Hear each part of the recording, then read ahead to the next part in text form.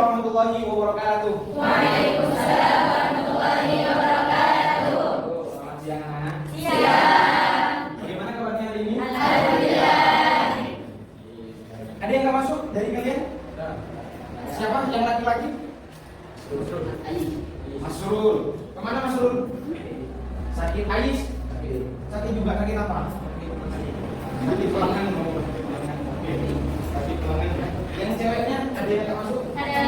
Siapa? Sakit. Kemana? Sakit. Sakit juga. Sakit hati. Sakit panas. Sakit panas. Oke. Jadi sebelum kita mulai pelajaran kita, marilah kita berdoa dengan keyakinan masing-masing. Berdoa mulai.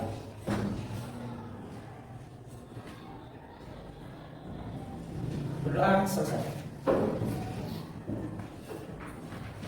Pelajaran kita hari ini yaitu tentang laporan hasil observasi. Ada yang sudah tahu mengenai laporan hasil observasi? Informasi. Ya contohnya kayak tadi. Apa sih informasi dari headset ini? Oh, headset ini adalah sebuah headset Bluetooth yang digunakan untuk mendengar musik dari HP ke telinga tanpa loudspeaker. Itu adalah informasi dari headset. Atau apalagi kayak peci, songkok. Apa yang kalian dapatkan dari informasi songkok? Songkok adalah peci. Pokoknya teks laporan hasil observasi adalah teks, ya, tulisan yang memberikan informasi secara umum tentang sesuatu berdasarkan fakta. Maksudnya ya memang faktanya seperti itu. Headset ya memang digunakan untuk dari telinga, bukan diada-adakan. Ditaruh di hidung kan nggak mungkin, ya kan? Ditaruh di hidung kan nggak mungkin, gini kan nggak mungkin. Yang biasanya ada di telinga. Nah, jadi kita laporkan di dalam teks tersebut itu memang the real of ya adanya informasi tentang headset tersebut. Kalau contohnya pulpen, ya kan? Apa informasi yang kita dapatkan dari pulpen? Pulpen itu digunakan untuk menulis. Jangan diada-ada. Pulpen itu nanti terbang ke langit. Itu bukan tes laporan hasil observasi. Karena yang dilaporkan adalah memang fakta dari perkara yang kita ambil. Paham? Oke. Selanjutnya, ciri-ciri laporan hasil observasi. Biasanya di dalam laporan hasil observasi itu pertama, observasinya atau pengamatannya atau penelitiannya itu bersifat objektif, tepat sasaran. Maksudnya tepat sasaran itu ya kalau kita membahas pulpen, berarti yang dibahas adalah pulpen, jangan pindah-pindah laptop seperti itu. Oke? Nah, kemudian global dan universal. Objek yang akan dibahas adalah objek tunggal. Kemudian ditulis berdasarkan fakta sesuai dengan pengamatan yang telah dilakukan. Yang mudah saya terangkan tadi. Jadi kalau kita memang mau mengamati pulpen, maka ya kita harus mengamati pulpen dengan faktanya dari pulpen tersebut. Pulpen dibuat untuk menulis, dibuat untuk menggambar, dibuat untuk apa-apa, jangan diada. Kemudian selanjutnya yaitu adalah informasi teks. Informasi dari teks tersebut merupakan hasil penelitian terkini yang sudah terbukti kebenarannya. Maksudnya kalau kita memang harus membutuhkan referensi dengan kayak cari Google, maka carilah referensi yang memang akurat, bukan hoax atau hoax. Paham? Paham? Nah, kemudian ketika kita menulis teks laporan hasil observasi, maka di situ kita ada beberapa struktur atau susunan cara menulis laporan hasil observasi. Pertama, yaitu ada pernyataan umum atau klasifikasi. Jadi kalau mau kita tulis teks laporan hasil observasi, judul apa pulpen gitu ya kan, maka pertama yang harus kita bahas adalah pernyataan umum atau klasifikasi. Pernyataan umum seperti apa? Pernyataan umum berisi, nah, isinya dari pernyataan umum paragraf pertama yaitu pembuka atau pengantar hal yang akan disampaikan. Bagian ini berisi hal umum tentang objek yang akan dikaji, menjelaskan secara garis besar pemahaman tentang hal tersebut. Pulpen, ya kan? Apa yang pulpen adalah sesuatu yang biasanya dibuat untuk menulis di buku. Pulpen banyak mereknya, ya kan? Itu adalah pernyataan umum. Kemudian ada deskripsi bagian.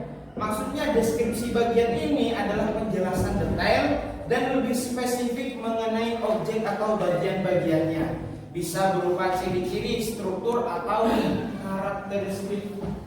Maksudnya deskripsi bagian itu adalah menerangkan hasil dari pernyataan umum. Tadi kan kalau pernyataan umum kan hanya sekedar, kan?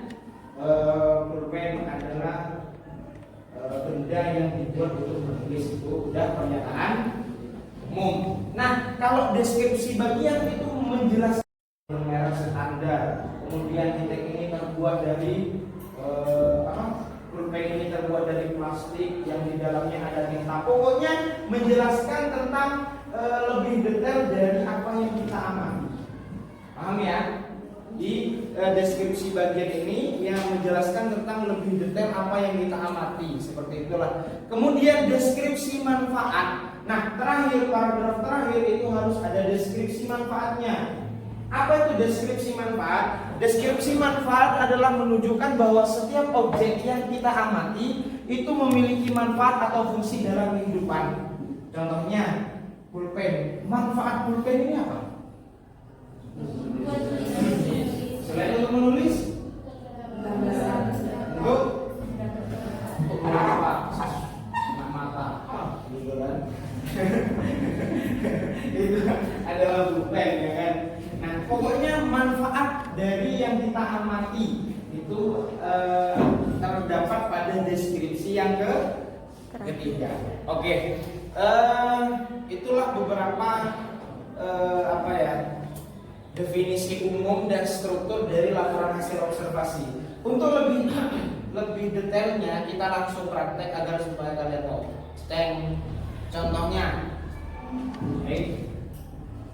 Yang mau kita bahas adalah lidah buaya. Okay. Yang mau kita bahas adalah lidah buaya. Coba kita baca sama-sama ya, biar tidak ada yang ngantuk. Oke. Silakan 1, 2, 3. Lidah buaya sering dijadikan tanaman hias dengan yang tumbuh di daerah tropis dengan tanah yang gembur. Tanaman ini juga digunakan sebagai bahan baku dalam industri obat dan kosmetik. Stop.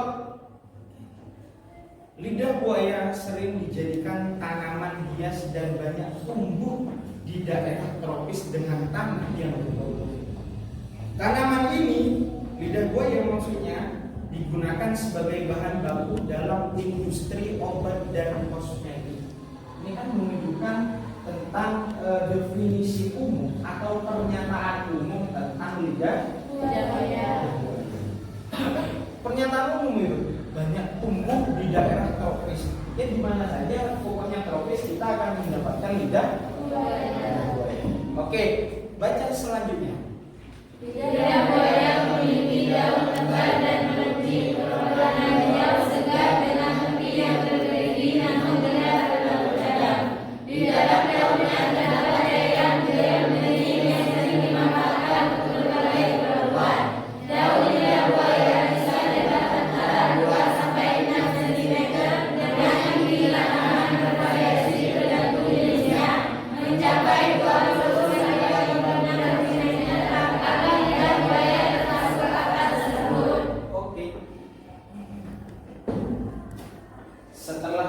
kesehatan umum, di situ lidah buaya memiliki daun tebal.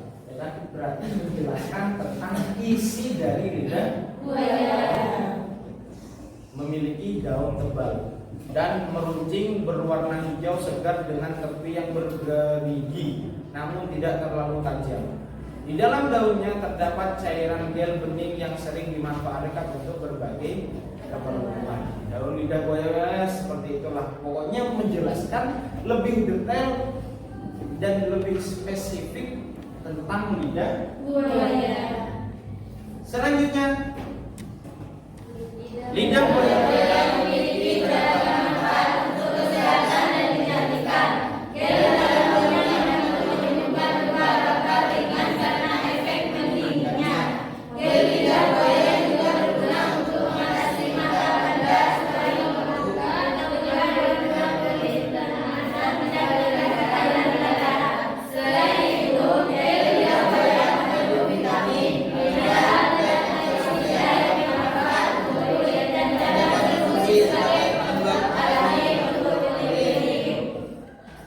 bisa dipahami dari teks yang kalian baca yang terakhir. Ada kalimat manfaat. Lidah buaya memiliki beragam manfaat. Berarti menerangkan tentang manfaat dari lidah Buaya. Nah, itu terjadi ketika deskripsi yang ketiga, yaitu deskripsi Manfaat. lidah buaya beragam manfaat untuk kesehatan dan kecantikan. Gel dalam daunnya membantu menyembuhkan luka bakar ringan karena efek mendidihnya. Manakah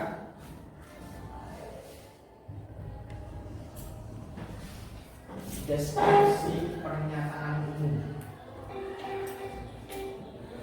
Siapa yang bisa jawab? Kan tadi itu kan ada pernyataan umum, kemudian deskripsi bagian, kemudian deskripsi. Oke, laki-laki dulu. Mana deskripsi pernyataan umum?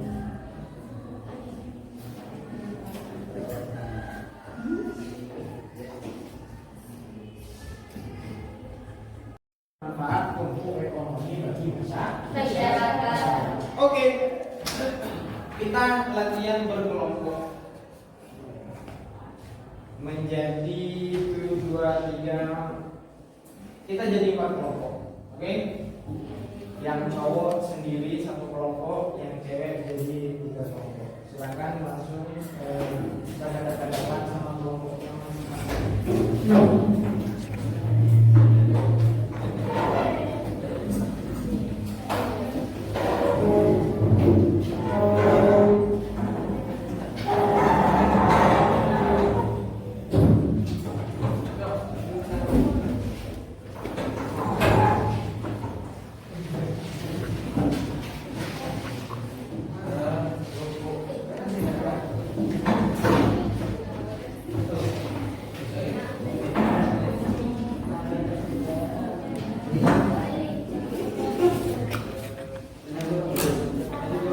Oke, untuk kelompok yang putra, silakan bikin laporan hasil observasi yang singkat tentang sapu lidi. Oke, silakan didiskusikan, nanti kita perwakilan atau semuanya maju ke depan untuk mendeskripsikan hasil observasi. Kemudian yang kucing.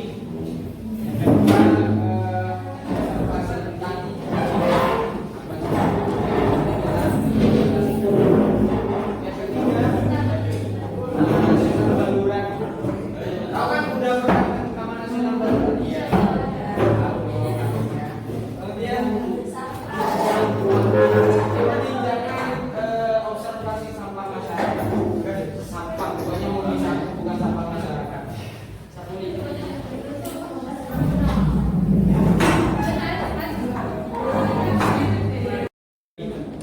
Action. Saya undang-undang.